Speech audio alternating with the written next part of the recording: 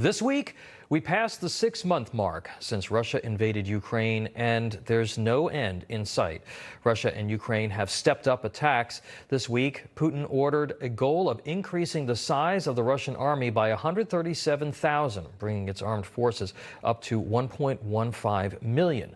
But can he do that? And what is Zelensky's next move? Let's ask former United States ambassador to NATO and former U.S. special representative to the Ukraine, Kurt Volker. Ambassador, thank you so much for being here as we mark this moment. According to the Ukrainian government, a total of 46,000 plus Russian military personnel have been killed. About 2,000 tanks are said to have been destroyed. Russia has underperformed here. And again, those are unverified. But the Ukraine is now showing signs of also now going on offense. How do you assess this conflict 6 months in? Well, that's exactly right. And the fact that Putin is now trying to recruit another 137,000 soldiers, that means that they know that they have lost a lot. And when you put a figure out there like 46,000 killed, think about the number of wounded on top of that who are now no longer in combat. So the Russians have really done very, very poorly. They are no longer in a position to advance further into Ukraine. They've kind of exhausted their offensive capability.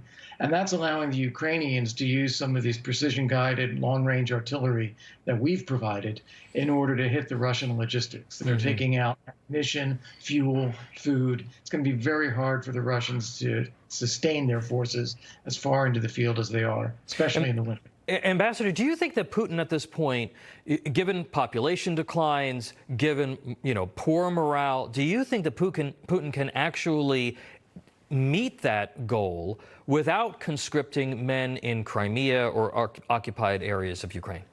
Well, he is conscripting people in Crimea and occupied parts of Ukraine, but he has not introduced a general mobilization in Russia.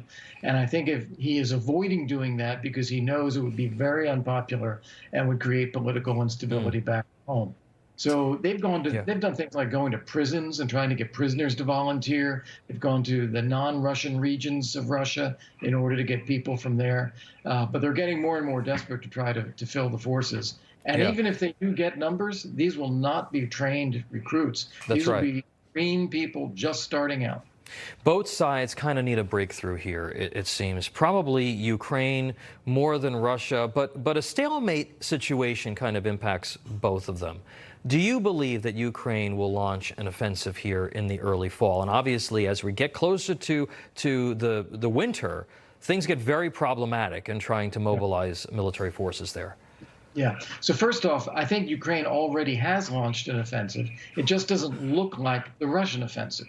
The Russians are using pounding artillery and then trying to roll forward with tanks.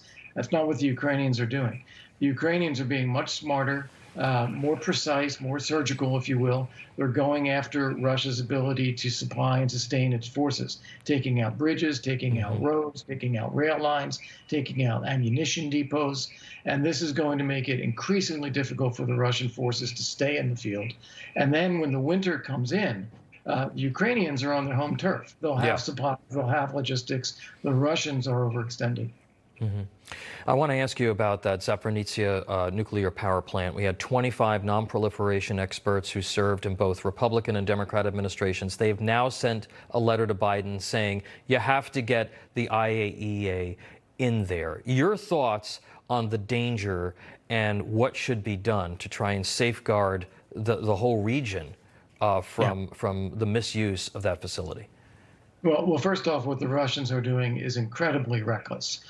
They are storing military equipment at this power plant. They are firing weapons from there. They've set fires around there. This is incredibly reckless, and it could spell a nuclear radiation disaster for millions of people if something goes wrong.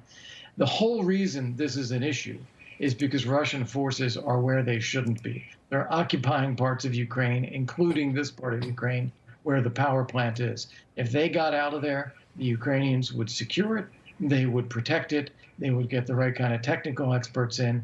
The fact that the IAEA is even having to argue to do this in Russian-occupied territory is remarkable. All right, we're going to have to leave it there. But Ambassador Kurt Volker, as we mark this grim anniversary, we appreciate your insights, and I'm sure we'll be speaking again as this conflict rolls on. Yeah, thank you so much.